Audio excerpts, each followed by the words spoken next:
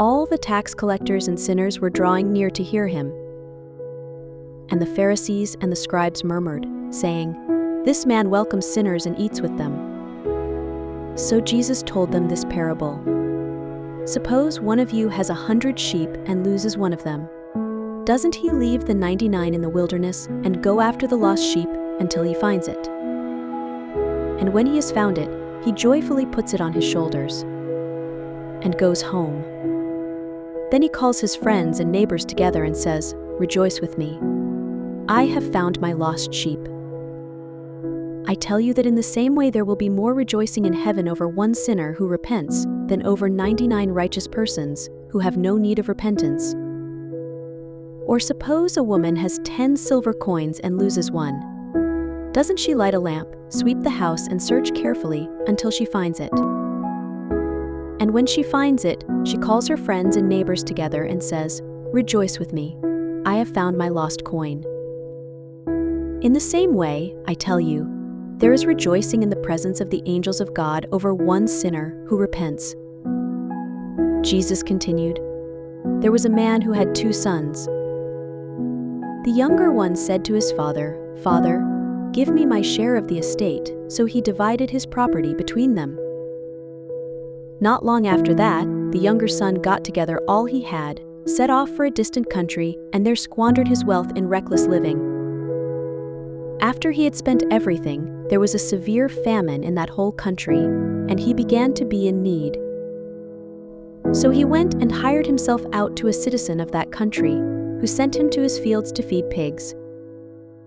He longed to fill his stomach with the pods that the pigs were eating, and no one gave him anything to eat. When he came to his senses, he said, 'How many of my father's hired servants have food to spare, and here I am starving to death? I will set out and go back to my father and say to him, Father, I have sinned against heaven and against you. I am no longer worthy to be called your son. Make me like one of your hired servants.' So he got up and went to his father. But while he was still a long way off, his father saw him and felt compassion. He ran to his son, threw his arms around him, and kissed him. The son said to him, 'Father, I have sinned against heaven and against you. I am no longer worthy to be called your son.' But the father said to his servants, 'Quick, bring the best robe and put it on him.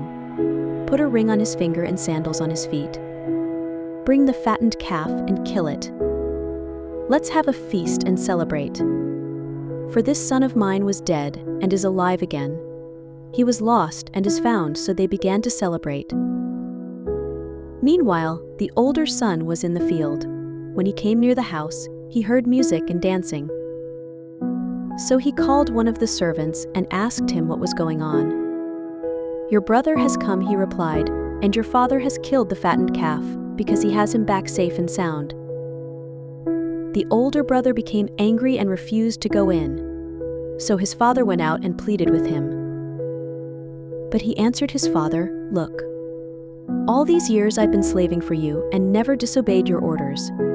Yet you never gave me even a young goat so I could celebrate with my friends.